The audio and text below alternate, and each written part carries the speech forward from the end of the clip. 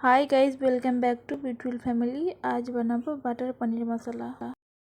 तो सबार प्रथमे आमि एखाने कड़ाई बसिए दिएछि।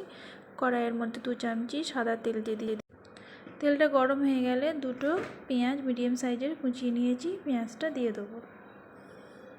পেঁয়াজটা হালকা ব্রাউন ভেজে নেব।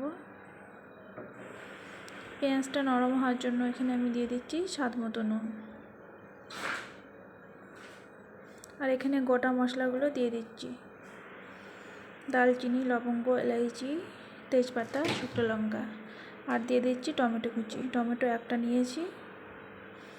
একটু ব্রাউন করে সব মশলাগুলোকে ভেজে নেব। এবারে আমি 8 থেকে 10টা কাজু বাদাম দিয়ে দেব।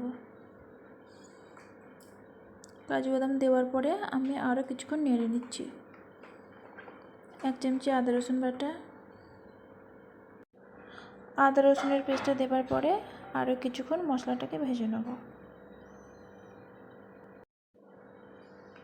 এবারে আমি কিছুটা পরিমাণে পানি দিয়ে দেব। পানিটা দিয়ে আমি 5 মিনিট ঢাকা দিয়ে রেখে দেব। গ্যাসের ফ্লেমটাকে মিডিয়াম করে নিয়েছি। এবারে আমি খুলে নিচ্ছি। পেঁয়াজ আর টমেটোটা দেখতে পাচ্ছ কতটা ভালোভাবে সিদ্ধ হয়ে গেছে। এবারে একটা আমি মিহি পেস্ট বানিয়ে নেব। আমি মিক্সার জারের মধ্যে ঢেলে নিচ্ছি।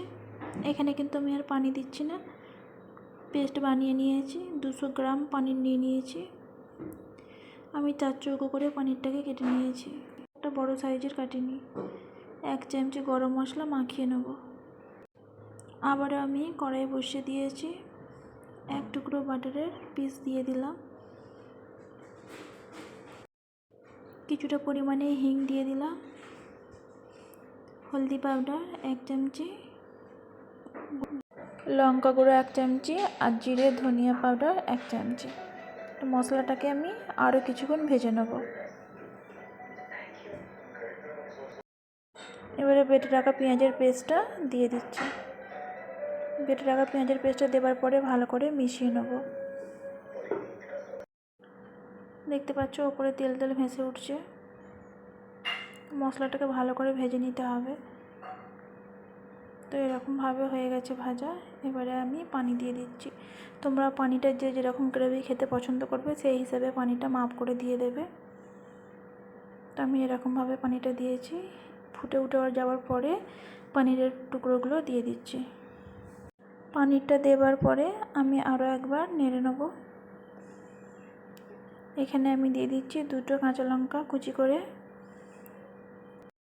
খুবই সামান্য চিনি আর গরম মশলা। আরও একবার ভালো করে মশলাটাকে মিশিয়ে নিচ্ছি। দিয়ে আমি এবারে কিছুক্ষণের জন্য ঢাকা দিয়ে রেখে দেবো। গ্যাসের ফ্লেমটাকে আমি মিডিয়ামে রেখে দেবো। এবারে দেখো খুলে নিচ্ছি। দেখতে পাচ্ছ গ্রেভিটা এরকম রেখেছি।